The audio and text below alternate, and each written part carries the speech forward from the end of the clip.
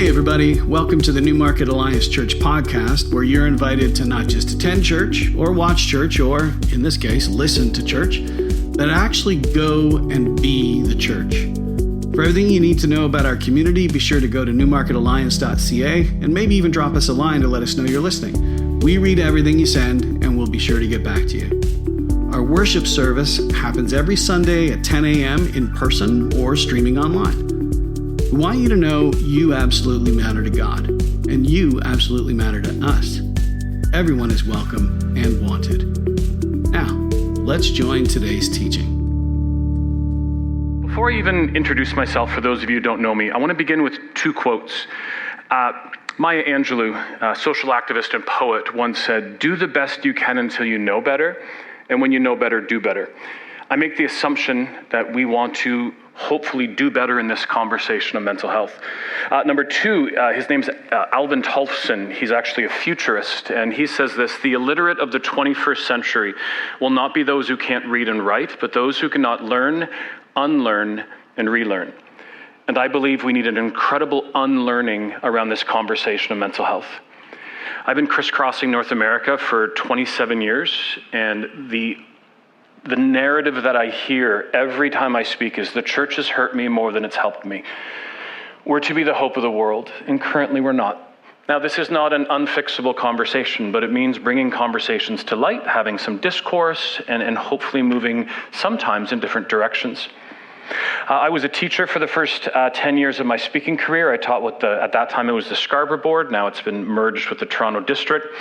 I left teaching. I did a program called the Aero Leadership Program, and then went and did a master's degree in Chicago. And then my life collapsed. I was speaking 300 dates a year to pay for this master's degree.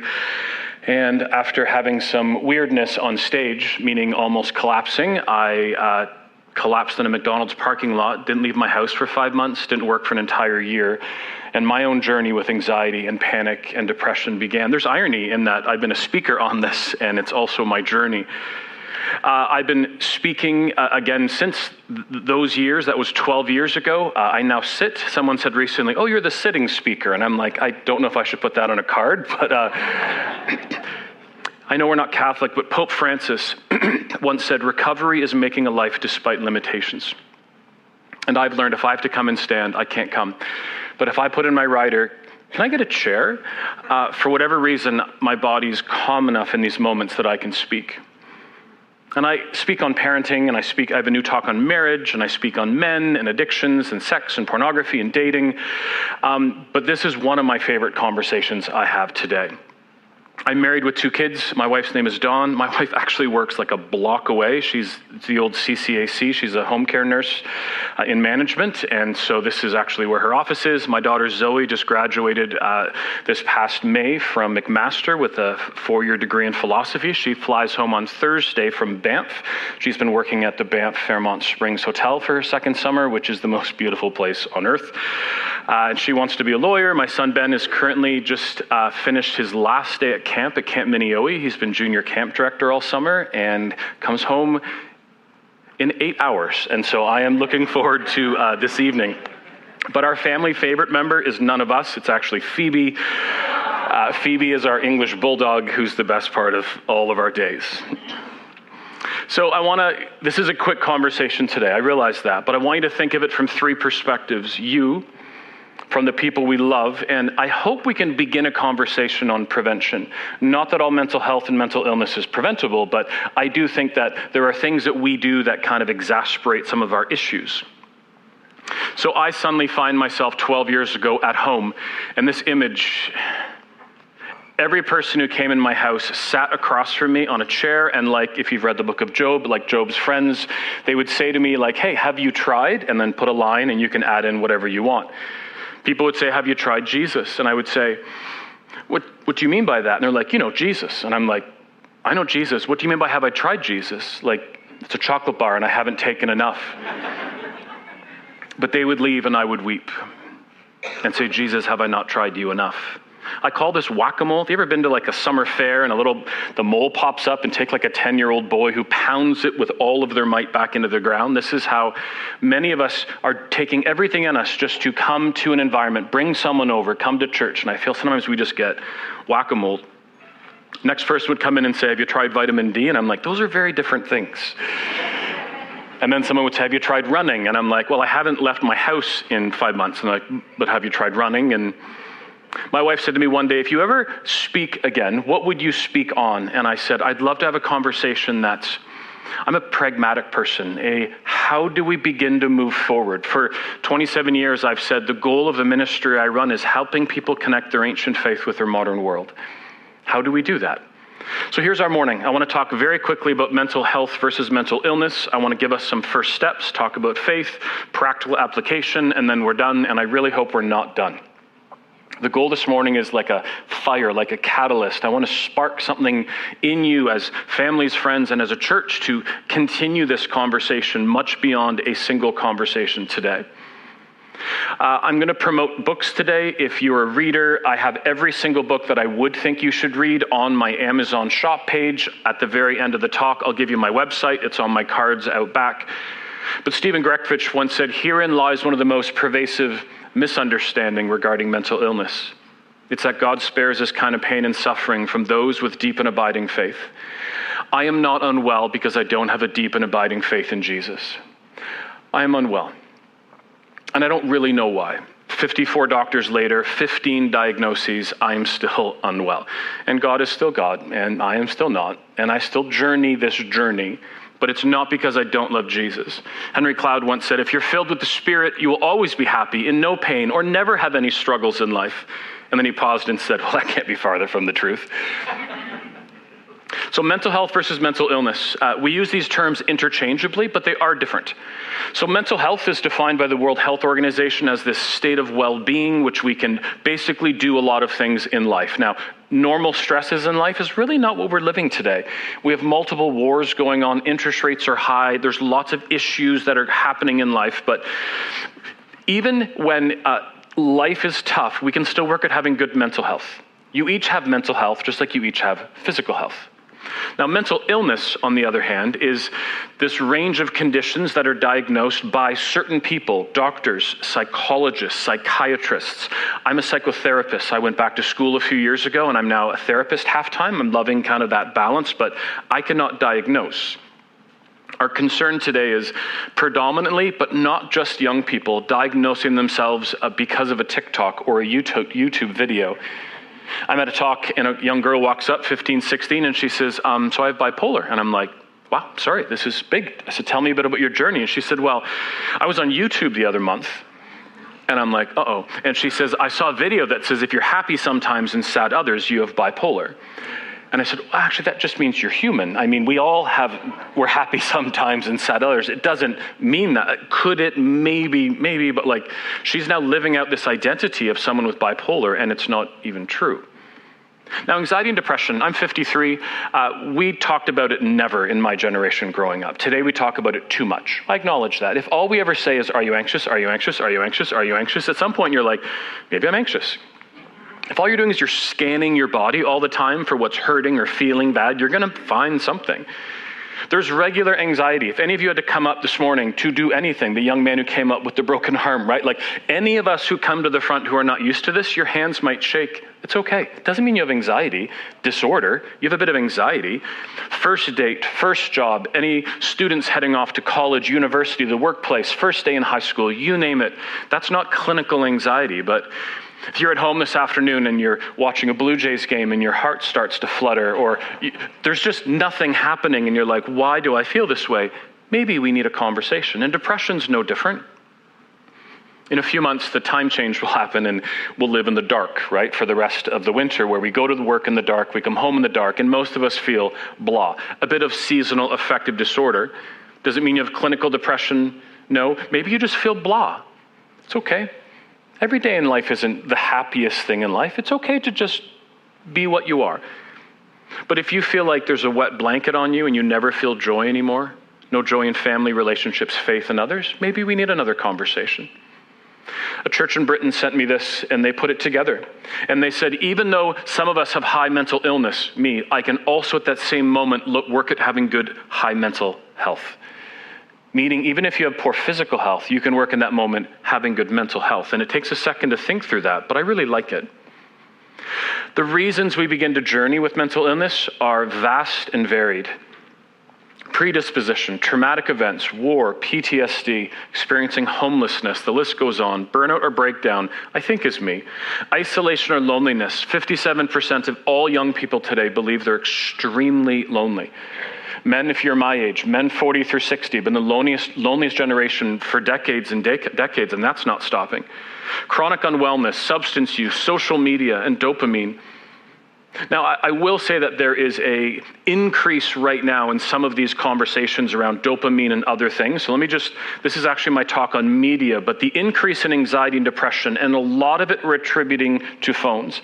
Can I just encourage us, though, don't swing the pendulum too far. Technology is not the new evil. Technology is wonderful in many ways.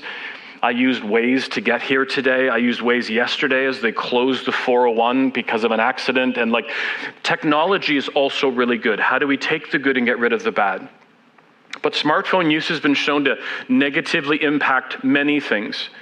And social media use has been shown to decrease well-being and increase depression and anxiety. And I know I'm just glazing over these things, but what I see today worries me. Last night, my wife and I are walking, and as we walk, we see a young girl swinging all on her own on a swing as the mom is just scrolling through TikTok. Now, there could be a moment, and that might have been the moment I saw when she's texting family, or there had to be a conversation, but I went by a park last week, and all 10 parents, not a single one of them were speaking to each other, which is the beauty of going to a park, engaging with other adults when you have young kids, or sitting with your child on a swing and watching the smile on their face as you engage. Lots of issues that are coming from this.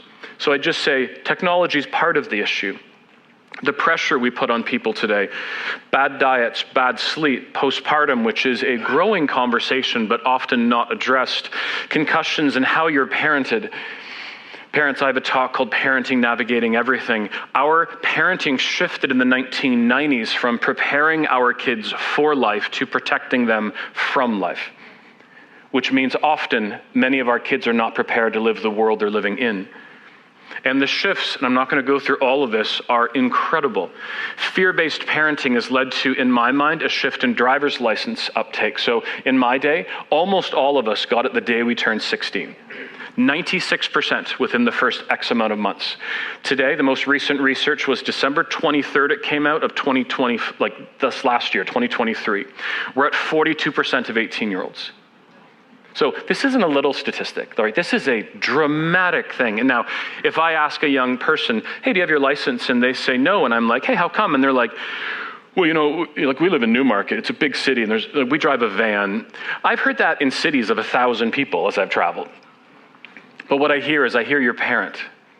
In our day, we were fearless to a fault. If you said to me as a 16-year-old, Brett, can you drive a bus? I'd be like, yeah, I could drive, right? Young and dumb in some ways, but we were fearless. And today we've gone the opposite. Fear-based parenting has created a lot of fearfulness. And so I just put that up. But again, back to the list, there's so many things it could be, which is why assessment's very important. I can't look at you and say, this is what you're dealing with, this is what you're dealing with. We have to get properly assessed by people. And I will say we give a different set of rules for people in the church who deal with mental illness than we do with physical illness. The first slide, have you tried, not having the flu? Said to someone throwing up in a toilet. Never said to anybody with the flu. Said to everybody who has anxiety. Have you tried, not being anxious? Because if we could have thought our way out of this, we would have. No one wants this. No one. And the end one, it's a person giving themselves an insulin shot for diabetes. I don't think it's healthy you have to take medications every day just to feel normal. Don't you worry it's changing you from who you really are? Said no one with diabetes, but said to every single person who takes medications. So maybe we just begin with this foundation of we can all journey looking at getting better. And maybe the biggest question I get asked is, Brett, I love Jesus. What about medicine? Anybody want to guess how many times I've heard that as I'm traveling outside the Christian circle? No, in mainstream circles, you take what's needed. Now, let me be honest, we over-medicate today. I don't think anyone would disagree. We too quickly head to medication first without doing other things. But if you need it, it's okay. And I hope you never have to take medications. And there's tons of things we can do. We'll talk about that later. But if you're needing it, it's okay. And today there's more modern research. There's a website called inagene.com, and it will do a DNA test on you. And if you're unwell needing medications, they'll say, try this for your DNA. We don't know. It's like red light, green light, yellow light. And it's actually adding some science. So how do you know if you're struggling or if your friends or family are struggling? Well, there's signs. I mean, changes in eating or sleeping patterns. But this just could be normal life. Social isolation, we are now at the place where we can now say people have or have not returned from COVID, right? We are beyond those years. Where are the people who are not in our small groups? Where are our friends who are not around anymore? How about mood changes?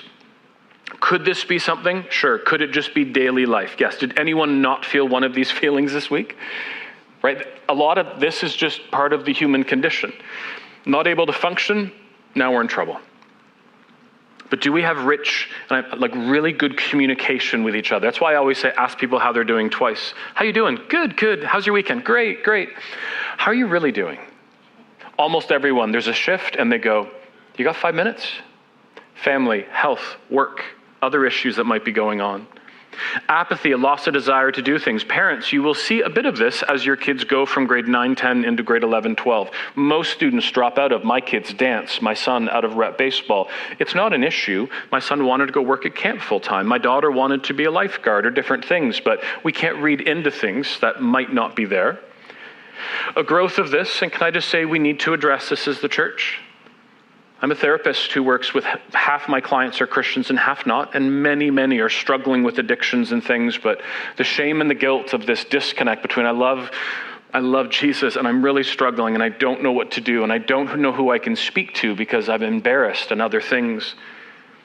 Self-deprecation, when you have friends or family who are saying negative things about themselves, have your little, if you're a Marvel fan, spidey tingly, like when you start getting your spidey senses going, something might be wrong here.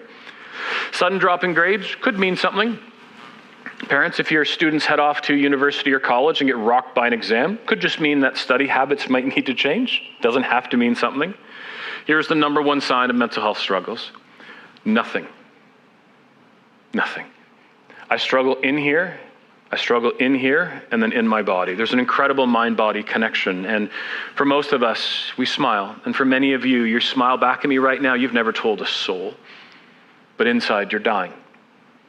Which is why I think checking in with each other is important. One of the incredible blessings of the church community is the church community. It's people. People. So what do? No wishful thinking, no avoidance, no have you tried. By the way, have you tried's actually okay. I don't mind this. I don't mind the people that come up and say, so I was going through a similar journey, and for me, this worked for me. That's okay. But the assumption that if vitamin D worked for you, it doesn't mean that everyone should take vitamin D. You all might need to as a side note, but you get the point with this, right? It's this nuanced conversation. I love body, mind, and soul. We are physical beings, we are emotional beings, and we're spiritual beings. And I think you begin with these. Now, each of you likes each of these different. I'm a kinesiology major by trade. I look at the body and I'm always I lean here a lot, but go see your family doctor, get some blood work taken, begin. And we're going to break these out in a second and go see a therapist and talk through some of these things. The Bible talks about the renewing of your mind. And I think of myself as a therapist, helping people do that and get control of some of our thoughts and feelings and emotions. So here's where nuance matters. And I just ask you just bear with me for a second as I walk through this. Your issue might be physical, your issue might be emotional. I don't say your issue might be spiritual, because it's unbelievably uncommon that the answer to mental illness is in our faith. And it's not a competition between these things. Now, here's what somebody will say, well, Brett, don't you believe in healing? And I would say, I do. And then I would say, but not all get healed. And the reality is most don't get healed. What do we do with that? Because if all we do is we blame the person, you didn't pray enough, you didn't read your Bible enough. I have clients who come to me and they're like, I've read my Bible cover to cover every month for the last 12 months, I'm still unwell. The answer is just reading Scripture more. By the way, read Scripture more, but the assumption that will be your fix. Do you see the nuance in this conversation? Ann Voskamp says, miracles are never a function of anyone's goodness, worthiness, or earnestness. Miracles are always a function of the mysteriousness of his ways. So do you see the tension with this conversation? I prayed for healing 12 years every day of my life. But at the same time, I'm doing it's this nuanced conversation. And I think I view it this way. This is called the law of the instrument. If all we have in our hand is a hammer, everything looks like a nail. You've heard this before. If all we have in our hand is theology, we only give a theological answer. But if the theological answer, if our faith is the toolbox, into the toolbox we put tools, and no matter what you're bent on this conversation, make your toolbox bigger, grow your faith, and put in more tools. It encompasses everyone, right? This is where we try to have a conversation that we're all included in. Now, I would say for me, this has been my journey. I'm not saying it will be yours. I've had physicals done by my doctor, then my doctor passed me off to people who have more specialty in this. I get blood work taken every 3 months. One of my last ones was 19 vials. A woman said to me, "This is the most I've ever had done. Another tall guy like you once had 22, and I'm like, "It's me, I'm the tall guy. I saw you many years ago." Sleep specialists. Anyone here ever been to a sleep specialist? Quick show of hands. A whole bunch of us. If you haven't, they're interesting experiences. You head to usually like a strip mall. There's like a Subway, and then beside it you walk through a door, and they say like, bring your pajamas and your pillow, and you walk in at 9 o'clock at night. They put electrodes all over you, and then they're like, "Good night, we'll be watching on that camera," and you're like, this is awkward. First time I went, I said to the doctor, "Can you fix me?" And he said, "No." And I looked down, depressed a little, and he said, "No, look at me. This is good. You don't want a sleep issue." Friend of mine, youth pastor in Alberta, home for 5 months. His lead pastor said, "This is a spiritual issue. You will not go to a doctor. You will not take medications. You will not do anything else other than pray." Side note, spiritual abuse, not okay. That's not okay. 5 months in, he calls me. He says, "I am not going to be on this earth much longer." This is our conversation, how it begins. He said, "I cannot handle," and I'm like, "What's your biggest issue?" He's like, "Sleep." I'm like, "Would you just go to a sleep clinic?" Something spiritual about a sleep clinic. In the morning, look the doctor in the face. They're not supposed to tell you that day. Just say, "Can you fix me?" He looks at the doctor and says, "Can you fix me?" The guy says, "Yeah, you have the worst sleep apnea I've ever seen in my career." He gave him, I call them Darth Vader machines, BiPAP, CPAP machines. This guy's better in 1 day. Do you see why assessment matters? And assumptions of what it might be is not okay. I'm not currently on medications. I say that even though I do keep what's called Ativan in my bag. If I'm about to have a panic attack and need to speak, it's a very perfect storm. That's not good for me. I've had all the other things. The biggest things I work on today, and if you're not struggling, what an amazing thing that you're not. But continue to exercise, sleep, and eat good food. The number one least done thing for mental illness is exercise. It's the number one thing. Every research thing says exercise. You're like, "Do what?" I don't care. Whatever you do. Walk every day. Walk with someone and get sunlight. Talk about stacking things. I do spin class. I like to go to the gym. I do swimming. Whatever works for you. Sleep. Get better quality sleeps. Take your TVs out of your rooms. Don't make your phone be the last thing you see and the first thing you see. And food is often the culprit of the cure. And so there was a research study done with grade 4 kids with anxiety. All they did was increase their diversity of foods, different colors of vegetables and other things. 40% reduction in anxiety. While you're doing this, go sit down with someone. Gain some perspective. I didn't realize that I had a road. I thought my life was over. In 2012, I packed up my speaking gear and I had quit in my mind. I never thought it would ever work again, because I couldn't leave my home. But I got perspective and I had care and people around me. And while you're doing this, you grow your faith. My faith is the foundation of everything in my life, whether I get better or not. And so I grow my faith. I do my spiritual disciplines. I read, I pray, I fast, I study, I give, I volunteer. I do all of those things. Our circumstances will never alter the character of God. God is God and we are not God. And when I'm in a non-faith-based environment, I talk about other things, but we're all part of these things. Well-being, purpose. Often with people without purpose, they turn to pleasure. This is where I head in my addiction conversations. Volunteering. My wife and I go, we were there on Friday, we go to a place called the Refuge in Oshawa, and we serve a dinner to students experiencing homelessness, teenagers, and even when I'm not feeling great, there's something about volunteering. Where could you get involved? Gratitude, relationships. Mindfulness is just breathing. This is not meditating on Jesus or just sitting in silence and solitude. This is when you are anxious and you're breathing not with your belly, but with your upper chest. Just breathe and feel the air go across there's nothing spiritual here. It's just calming you down. In the show Marvel Agents of S.H.I.E.L.D., they say the steps you take don't need to be big. They just need to take you in the right direction. Wherever you're at, if this is what you need to be doing and this is where you're at, what is the first rung on the ladder? Right? That's where you begin. What might that be for you? And faith, do we trust God is who he says he is? Meaning if I never get better, and please don't take this wrong, I'm not speaking this over myself in some spiritual way, but I've been unwell for 12 years. This is my Oura ring. This tells me each morning how bad my deep sleep is. My deep sleep is the issue. And it's not better. The other day was 4 minutes. It's supposed to be 50, 60, 70, 80, 90. And so I don't think I'm ever going to be better. And I'm okay with that. And I will continue to do everything everyone says, and I still will pray for healing. But I'm at the place where I'm 53. I've been unwell for as long as I can remember. I don't remember not being unwell. But if I never get better, God is still God. I also struggled for a while saying, did I do this to myself? And then I'm reading verses that I found very frustrating. And then I read a book by Richard Winter who says there's 5 reasons. The first 3 are the main ones, but you just can't ignore the other 2.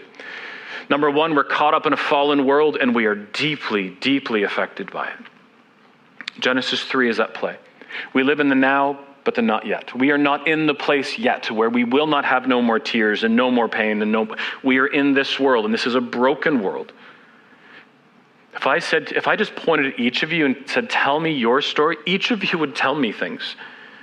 You lost a child, you lost a spouse, a friend died in a car accident. Like the list would go on of the things we've all dealt with. Number 2, we live with the effects of others' sins. Growing up, one of my best friends was a musician named Warren Parker who was killed by a drunk driver. I think we're at 19 years ago now. We've lived with that forever. His wife, his family, us as friends, and everyone. Someone else's decision affected. Our own sinful nature. When I began to work too much, I'm taking a master's in leadership. I always thought I'd be the person doing the intervention, but I was being intervened on. Is that the way to use the word? And suddenly everybody was having lunch with me and saying, you need to slow down. And I said, I'll be fine. I just need to make it to March 1st, 2012.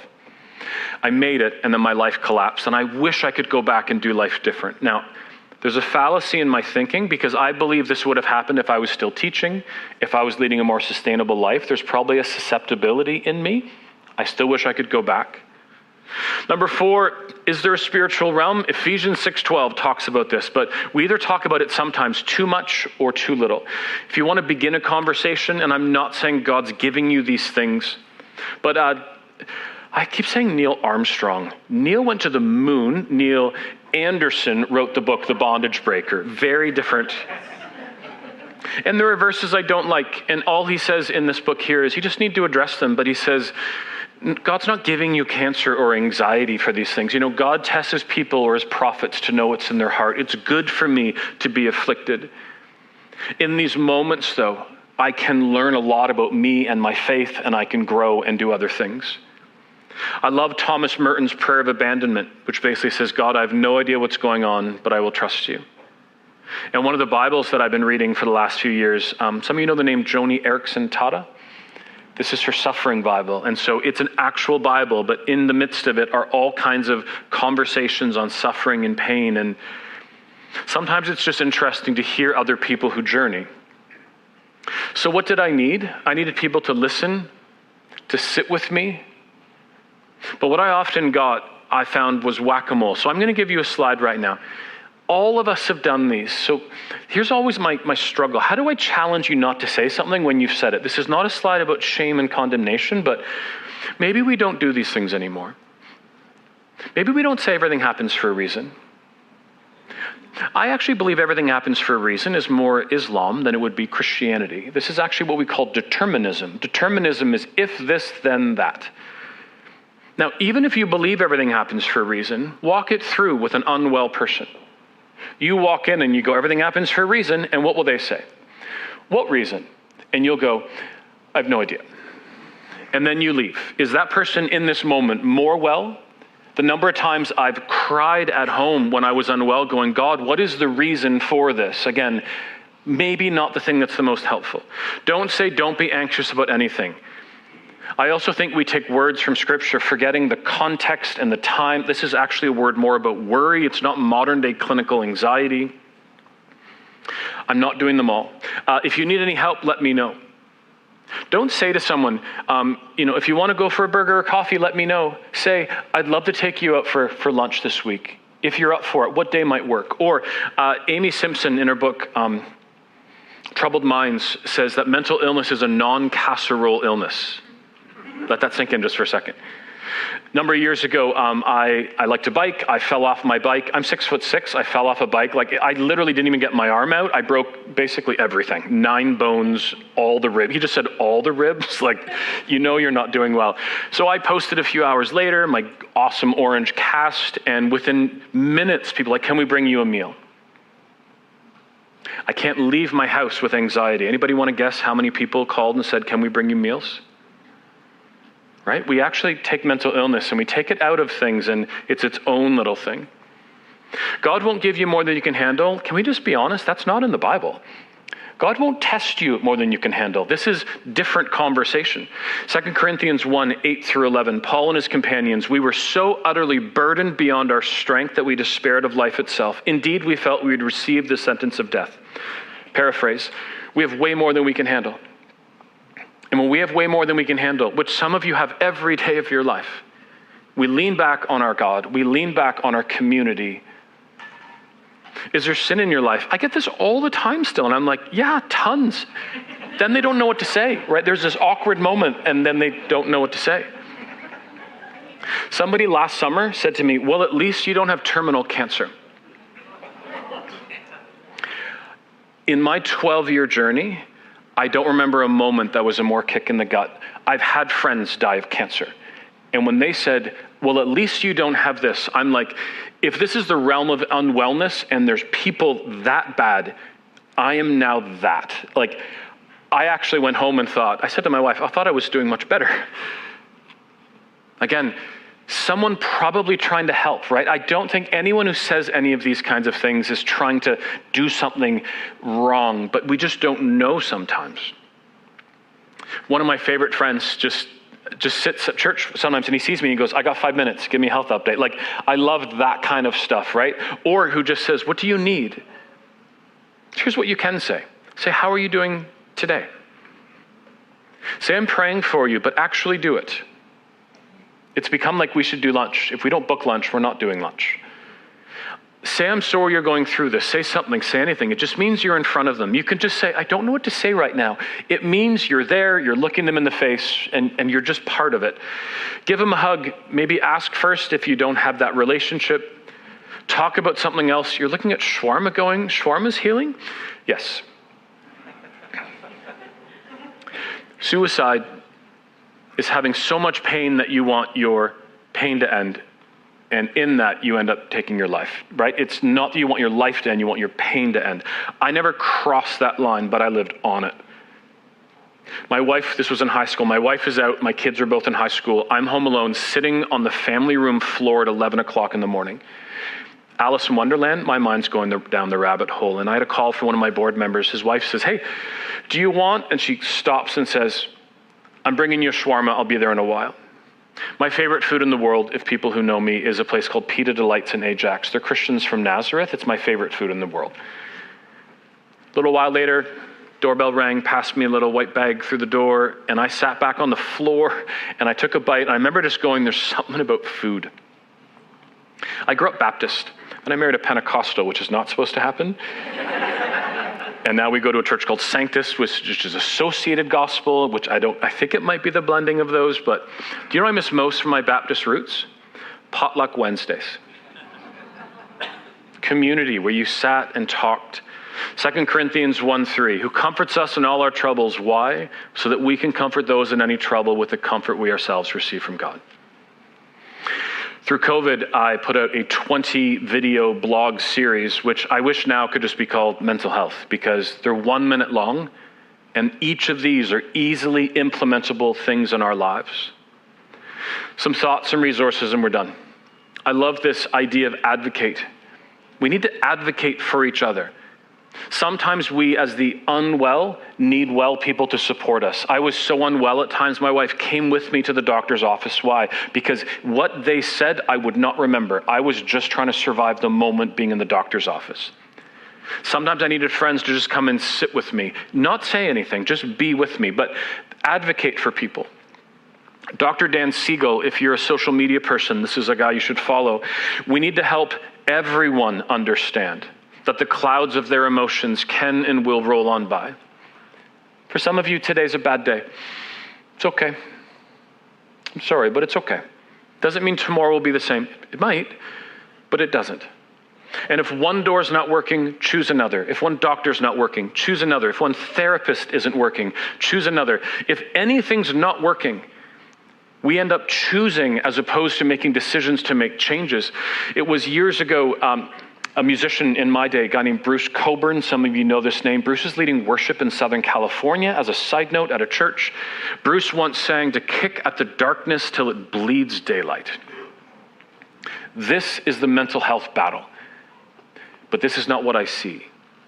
I see a lot of apathy, a lot of waiting, and I would say we can wait on Jesus and we can do all those things as we're exercising, as we're going for walks, as we're with people, as we're sleeping better, as we're taking whatever we need, as we're growing our, it is all of these things. And Winston Churchill once said in war, never give up. And if you come to that moment where you think you will, please call someone. Call any pastor at this church, call any therapist, call 911. Maya's quote is one of my favorite. And after a conversation like this, if you're like, I don't really know what to do, I would just say, maybe you just choose something. My website is just my name. It's brettallman.com. At the very top is all my social media. And I would encourage you, follow people, pastors, authors, leaders, people who speak or are in the realm of these topics that you find interesting, follow them. What it does is it means when you go on social media, it will bring to you the best content on the planet. I just finished my brand new talk on marriage. I just spoke at the event called Kingdom Bound a few weeks ago. My whole social media feed is nothing but marriage and, to be honest, English bulldogs. But that is, both of those things are things I'm interested in. At the top is also my Amazon A, where I have my list of books, and my website is a blog, basically. There's 1,500 of the best articles, TED Talks, and the list goes on. All the best books I think you should read are posted online. My YouTube channel has 250 and growing videos. And I know your church has Right Now Media. My parenting talk is there as a small group study series, which you can do on your own. My talk for men is there. Now, my wife always says, Brett, the talk for men is good for women. And I always say, hun, I am not doing a talk called Women Navigating Everything by Brett Ullman. The mansplaining that would happen in an hour. So, ladies, could you pull something from it? Yes, but I just say, men, I've made it for you.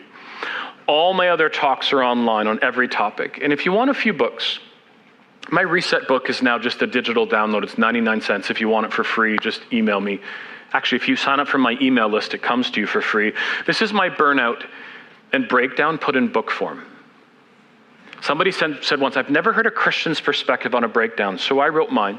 And some friends and family and others wrote theirs. Some of you know the name Carey Nieuwhof. Carey wrote his burnout story, and then people wrote their journeys with cancer, with miscarriages, and the list goes on. Mental Health in the Church is for church leaders, and the last two are not faith-based books, but Johann Hari's book Lost Connections is the idea of, for many of us, we've lost connections with purpose, with people, with nature, and the list goes on.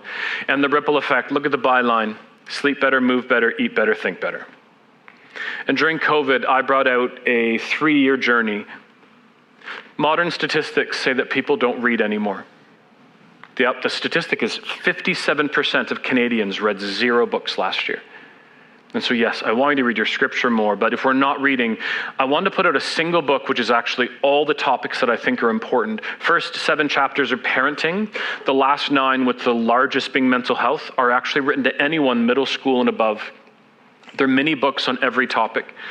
There's a study guide. I have some here. They're on Kindle. They're also on Audible. I read my own book. If you like Audible books, I like listening to the author, so I actually read it myself. The worship team's coming. They can come up. I only got 2 slides left. Great courage with great care is what my therapist once said to me. And it was one of those things that I've lived at for many years. Great courage. I'm actually doing okay today. There are days, though, I have to speak, and I get up in the morning and I'm like, I don't know how I'm going to do this. And some of you might have been that way today, and I'm glad you got up, and I'm glad you came. But then you need to figure out what is great care for you. Faith, family, friends, a walk, time with your dog, whatever it might be. So what do you do with a conversation like this? When I was growing up, we had those little eggs you would get at a dollar store, and you would open it up, and inside were a bunch of little sticky plastic animals. Anybody remember these? And you would grab them and you would hurl them at a wall, and a few would fall down, but a bunch would stick. Of everything I said today, what is one thing I said and you're like, that's for me? That's where we start. We start with one thing, and the author John Maxwell says this: when you're challenged by anyone ever, not just today, ever, and you choose your one thing, he says, the hard part is this: you have 3 days to do something about it, or you probably never will. So today's Sunday.